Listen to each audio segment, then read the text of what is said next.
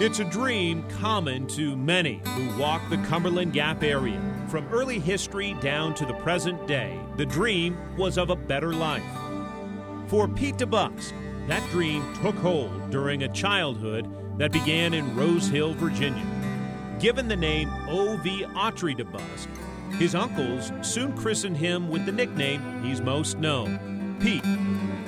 Tenacity, intensity, drive, passion, vision. These words have described him all his life. There's a strength about people in this area.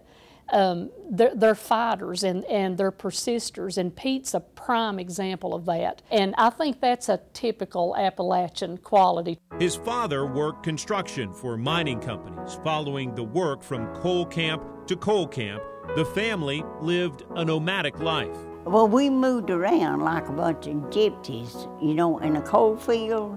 We had a trailer and we'd move from town to town, and he met a lot of people. He was in 5 schools in 1 year. Sylvia Lynch learned of Pete's rugged childhood while helping Pete write the story of DeRoyal Industries. He talked about traveling around and living in all these mining camps, and he said, you know, you get whipped and you get whipped, and he said you rise up the pecking order, and then when you move to a different one, you have to start at the bottom again. They not a lazy bone in him. When he was little, they wasn't. He delivered papers when he's 5-year-old. He said that he had decided, because he was very poor growing up, that he was going to find some way to make sure that he made money. Pete once confided thoughts of his future. He said, Mother, I'll tell you one thing. He says, I'll never be a coal miner. He said, I'm not going to dig ditches with my life. He said, I'm going to school, get me an education to where I can get a job. And he done exactly what he said. I don't know that he really thought about getting out of Appalachia. I think he thought more about being successful in Appalachia. And I believe his parents had a tremendous influence on him. That pushing and getting work done and everything, now he get that from me. His dreams for the future and a passion for education intertwined. Because he sees education as a way out of your circumstance, and not only does he believe in education and a degree, but he wants you to have a degree that you can make a living. He's all about figuring out how you're going to live for the rest of your life. Made top grades everywhere he went, till he got to Thomas Walker. And when he got to Thomas Walker, all the girls were struck on him. He had a car, and he was nice looking. He wasn't the prettiest thing there was, but he was nice looking and dressed good and everything. And they all went crazy, and they went to getting his lessons. And come up to test, he wasn't no A from B. But Maud had a simple solution, a solution that required the cooperation of Pete's high school principal. I said, Busty's hiring in good. And I said, he'll straighten up. But Fred called him in and told him what he told me about it and what I told him to do. Oh, we straightened up with making his grades. A college education meant traveling just down the road to Lincoln Memorial University. LMU would have a lasting influence. There, he would juggle studies with athletics. Competitive in basketball, competitive in baseball. He was a natural athlete. Pete is definitely a tiger on the court when he played basketball. He was going to win. He was going to do whatever he had to win. He doesn't like to be beaten. A rough-hewn basketball player would be the way I would describe it. He elbowed his way into leading the league in rebounds, and I think was second in scoring. So I'm sure there are a lot of bruised and battered bodies in his wake. Pete was so competitive, and he's what, 6'3", I guess. Played like 6'6". Very great jump out of the gym.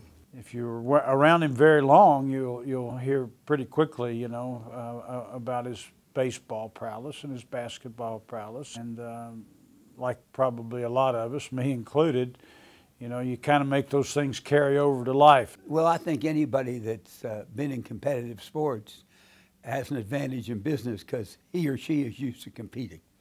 After college, Pete once again lived a life on the road as a salesman for a pharmaceutical company and then a medical device company. His tenacious spirit drove him to begin his own company with an innovative idea, the Easy Walk Cast boot. He made them himself, and he did that as long as he possibly could, and then he hired one woman to help, and it was just like, from there it just grew astronomically. Idea begat idea, device begat device, growth begat growth. That company he founded, DeRoyal, now stands at the forefront of the medical device industry and has successfully branched into numerous other areas. There's no doubt that he's a visionary person.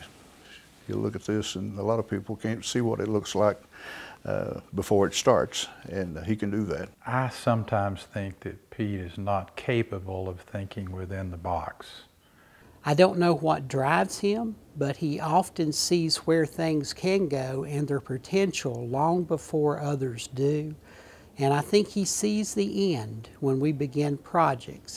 Nationally known for DeRoyal and his service on MedPAC, the Medicare Payment Advisory Commission, Pete's overarching concern remains education. I think Pete recognizes the need that he had for opportunity in the kids around this area today. I think he wants the people of Appalachia to have opportunities for professional careers.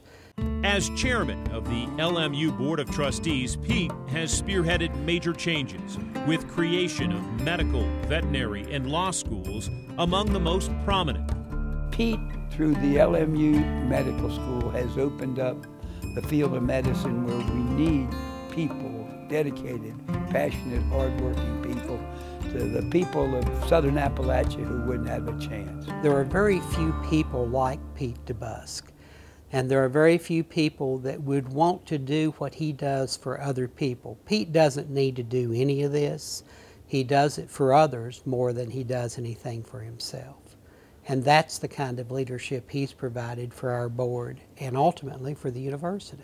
He's an LMU poster child. He's a tremendous example, I think, for young people that are looking to better themselves. There was one business opportunity that took a surprising turn. And that's why I have an idea for a product, and I want a patent. He said, well, let's have lunch. That lunch would lead to marriage. Well, I was a little distracted, so the patent never happened. But we've been together for 18 years, so I think I got something better than a patent. And I'll just share with you one Pete-ism, and I like to pass this along to other people.